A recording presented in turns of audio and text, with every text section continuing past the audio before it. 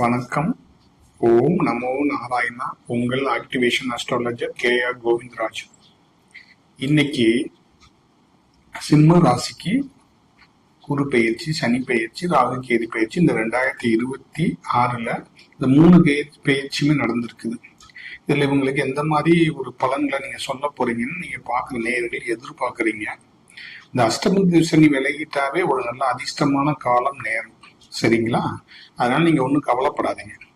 இப்ப நான் என்ன சொல்ல வர்றேன் அப்படின்னா, நமக்கு நிறைய ராசி பலனை பார்த்துட்டு பரிகாரம் செஞ்சு நமக்கு என்ன பலனும் இல்லை, நடக்கல அப்படின்னு சொல்லி கவலைப்படாதீங்க. அதுக்கு உண்டான சொல்யூஷன் நம்ம கிட்ட இருக்கு, நம்ம சரி பண்ணிக்கலாம். எந்த மாதிரி இருந்தாலும், எந்த மாதிரி சாபங்கள் இருந்தாலும், சாபம்னா ஒரு 14 சாபம் இருக்கு. எந்த மாதிரி சாபம் இருந்தாலும் சாபத்தை நம்ம நிவர்த்தி பண்ணிக்கலாம். இப்ப இவ்வளவு நாளா யாருமே அந்த சாபம்னு சொல்லுவாங்க, ராமேஸ்வரம், கொடுமுடி இந்த மாதிரி கோயில் ஸ்தலத்துக்கு போயிட்டு வருவாங்க. இதைத்தான் நம்ம தொடர்ந்து பாக்குறோம். அதுக்கான ஒரு ரெமெடி கொடுக்கக்கூடிய மெட்டீரியல் யாரும் இதுவரையிலும் கண்டுபிடிக்கல. அப்ப சாபம் அவங்களுக்கு நிவர்த்தி ஆகுதுன்னு வழியும் இல்லை. அப்ப பொதுவான கருத்தாவே சொல்லிட்டு இருக்கிறாங்க. நான் லைவாவே சொல்றேன், அந்த சாபம் நிவர்த்தி பண்றதுக்கான ஒரு ரெமெடி கொடுத்து அந்த ஆக்டிவேஷன் பண்றதுக்கு உண்டான மெட்டீரியல் நம்மகிட்ட இருக்கு. அதே மாதிரி கிரக தோஷங்களை நிவர்த்தி பண்றதுக்கான நமக்கான ஒரு வாய்ப்பும் இருக்குது. கிரக தோஷத்தை எப்படி நிவர்த்தி பண்றது, தோஷத்துல இருந்து எப்படி நம்ம வெளியில வர்றது அப்படிங்கிறதுக்கு உண்டான மெட்டீரியலே இருக்கு. நார்மலா நம்ம ஜாதகம் பார்த்துட்டோ இல்ல ராசி பலன் பார்த்துட்டோ பொதுவா ஜென்ரலாவே நமக்கு கிரக தோஷங்கள் இருக்குது அப்படின்னு சொன்னாவே நவ கிரக கோவிலுக்கு போயிட்டு வந்தாவே உங்களுக்கு அந்த தோஷம் விலகி உங்களுக்கு ஒரு தொழில் மூலியமா ஒரு மாற்றம் ஏற்படும்.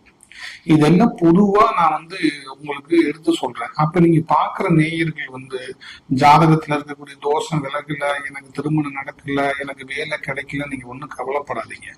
இப்ப நீங்க உங்களுக்கான கிரக தடைகள் எதுங்கிறத நம்ம பார்த்து அதை கண்டுபிடிச்சிட்டோம்னா அந்த கிரக தோஷத்துல இருந்து நீங்க ஈஸியா வெளியில வந்துடலாம். அப்படி கிரக தோஷம் வெளியில வரும்போது நமக்கு வேலை கிடைக்கும், திருமணம் நடக்கும். இது எதுக்கு சொல்றோம்னா, ராகு கேது தோஷத்தை மட்டும்தான் திருமணங்கிறது பெருசா எடுத்துக்கிறாங்க. அப்படி கிடையாது. சாபம் இருந்தாலும் திருமணம் நடக்காது. அதை நீங்க தெரிஞ்சுக்கங்க. ஏன்னா சனி சனிய சிம்மராசிக்கு சனி அஷ்டமத்து சனியா வேற இருக்குது. அவங்க படாத துன்பம் இல்ல, படாத கஷ்டம் இல்ல, நிறைய பரிகாரம் பண்ணியிருப்பாங்க, எதுவுமே வராது. இப்ப உங்களுக்கு ராசி பிரகாரம் இருந்தாலும் சரி, ஜாதகம் இல்லைனாலும் சரி, அதோடைய தொடர்ச்சி கிரகங்களுடைய தோஷமோ இல்ல சாபமோ நம்ம தொடர்ந்து நம்மளுக்கு அதுக்குண்டான நெகட்டிவ் ஆக்டிவேஷன் நமக்கு கொடுத்துக்கிட்டே இருக்கும். அதை நீங்க நம்ம தெரிஞ்சுக்கணும் ஃபர்ஸ்ட். அதுக்காகத்தான் நம்ம விளக்கம் கொடுக்குறோம். அப்ப நம்ம இதுக்கெல்லாம் ஒரு ரெமடியை ரெடி பண்ணிட்டு அவங்களுக்கு உண்டான கிரகங்கள் எதுன்னு கண்டுபிடிச்சு அந்த கிரகத்தை நம்ம ஆக்டிவேஷன் பண்ணும்போது அந்த கிரகங்கள்னால ஏற்படக்கூடிய ராகு கேதுங்கிறதுனால தோஷம் விலகி அவங்களுக்கு ஒரு நல்லபடியா திருமணம் நடக்கிறது, வேலை கிடைக்கிறது, குழந்தை கிடைக்கிறதுலாம் நடக்கும். இது ஒவ்வொரு கிரகத்துக்கும் ஒவ்வொரு இதை எடுத்துக்கோங்க. கிரக தோஷங்கிறது சாபங்கிறது எல்லாம் ஒண்ணு சேரும் போதுதான் அவங்களுக்கு 50 வயசு ஆனாலும் கல்யாணம் ஆகிறது இல்லை.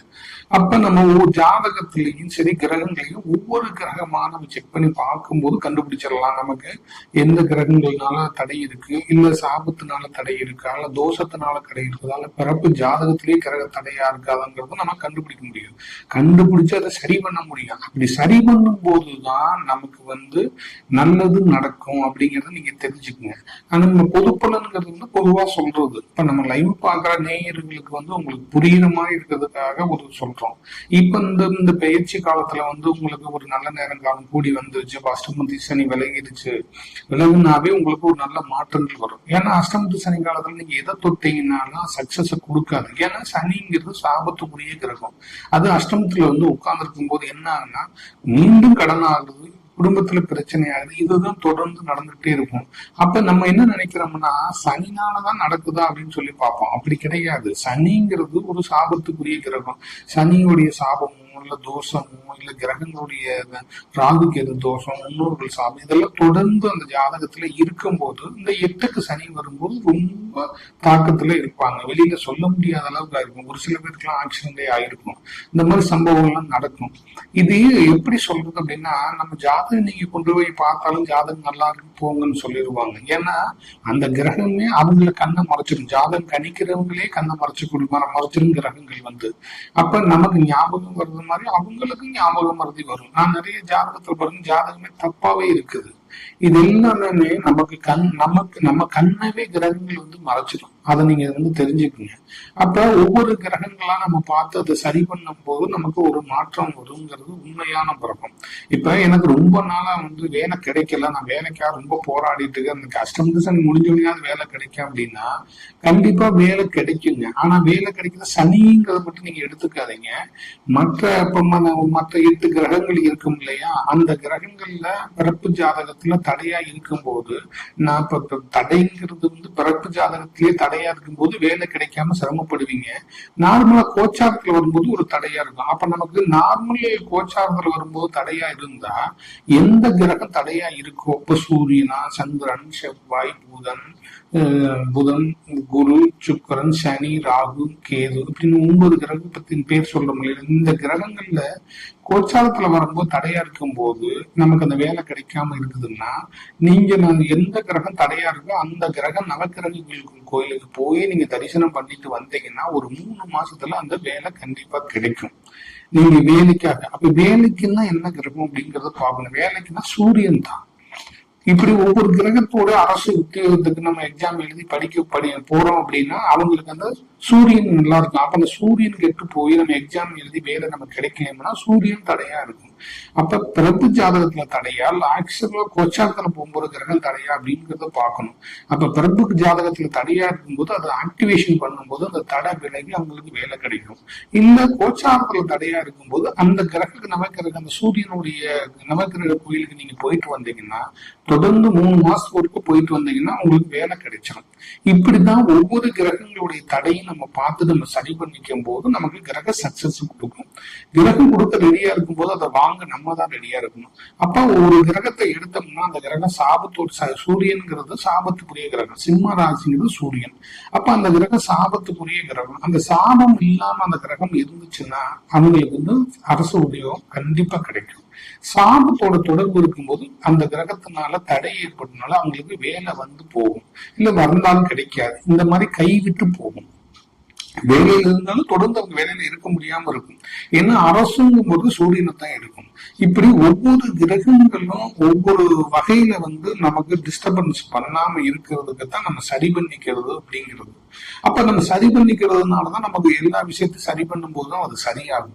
இப்ப நம்ம ஒரு வீடு வாங்குறோம் அப்படின்னாவே நம்ம வீட்டோட பத்திரத்தை கொடுத்து லீகல் பாக்குறோமா இல்லைங்க, அட்வொகேட்ட கொடுத்து லீகல் பார்க்கும்போது அதுல என்னென்ன பிழை இருக்குது, அதுல என்னென்ன திருத்தம் இருக்கு, அதை வாங்கலாமா வேணாமாங்கிற ஒரு ஆலோசனை எல்லாம் பாக்குறோம் இல்லைங்களா.